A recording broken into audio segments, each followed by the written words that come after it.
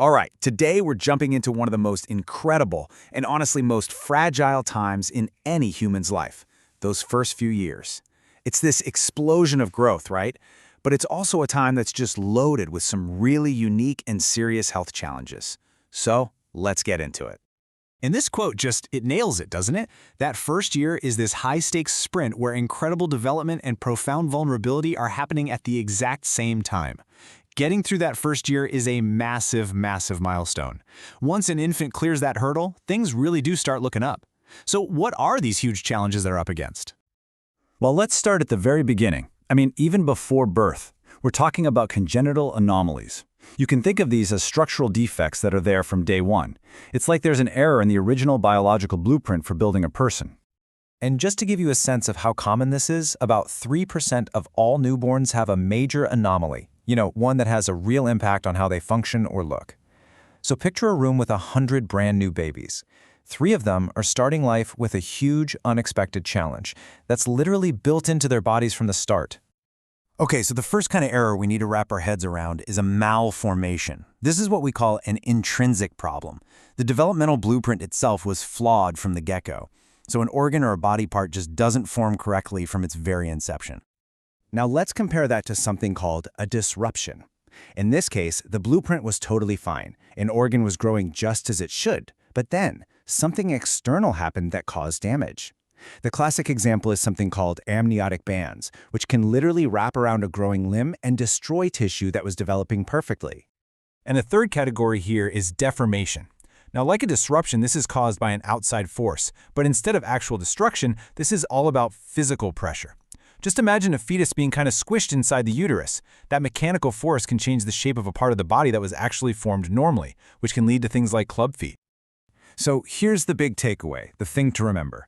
Malformations are problems from the inside, a glitch in the blueprint itself. Disruptions and deformations, those are problems from the outside that mess with a perfectly good plan.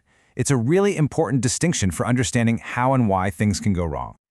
So, what's behind all this? As you can see, sometimes we can point to genetics or to environmental factors, or maybe a mix of both. But just look at that massive yellow chunk of the chart. In more than half of all cases, we have no idea what caused the anomaly. It's a pretty humbling reminder of just how insanely complex human development really is. All right, let's switch gears. We've talked about errors in the blueprint. Now let's talk about errors in timing. Because even if you have a perfect developmental plan, just showing up to the party too early creates a whole new world of life-threatening problems. Prematurity is, simply put, being born before 37 weeks. And this is a huge deal because the baby's organs, especially the lungs, brain, and liver, they just aren't ready for prime time. They are not fully equipped to handle life outside the womb. They're just not done cooking yet.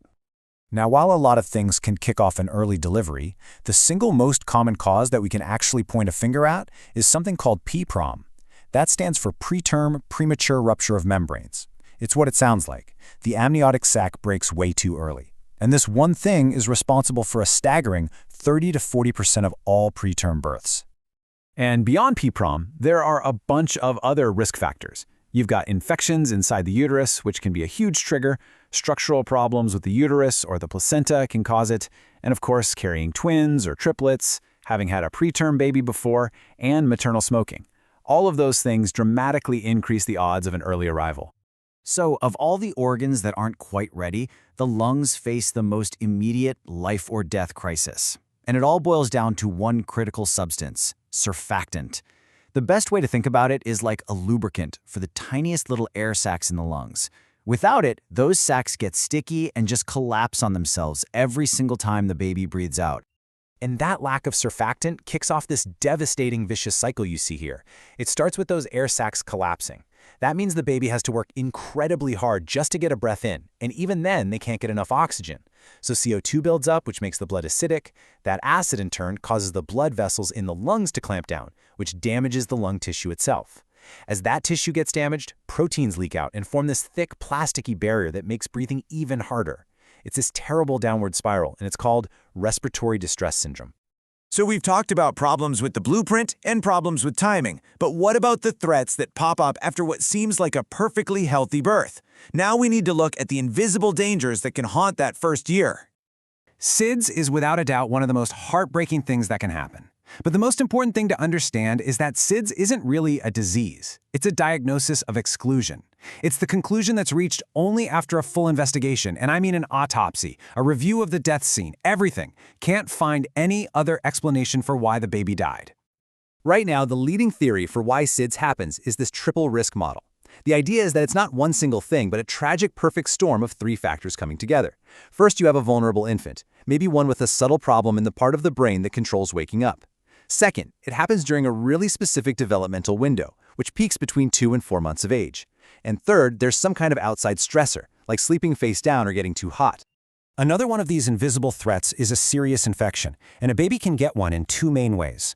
The first is called the transcervical or ascending route. That's usually bacteria traveling up from the birth canal. The second way is transplacental, where an infection that's already in the mother's blood actually crosses the placenta and goes right to the fetus. So, what happens if an infant makes it? If they successfully navigate all of these early challenges, the potential anomalies, the risks of prematurity, all of those invisible threats of the first year? Well, the entire landscape of risk changes. The things that are most dangerous to them completely transform as they get older. This table, right here, tells an absolutely incredible story.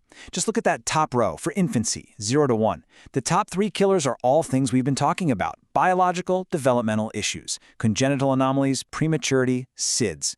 But now look what happens when a child hits their first birthday. From age 1 onward, accidents suddenly shoot up to become the #1 killer, and it's not even close. The primary threat fundamentally shifts from being internal and biological to external and environmental. You know, when you think about it, surviving those first few years is like running a biological gauntlet. It is an absolute testament to both how fragile and how insanely complex our development is. But for the vast, vast majority who make it through, it also reveals this incredible built-in resilience. So it leaves you with this question, right? What does this whole perilous journey really tell us about the strength that's woven into the very fabric of human life?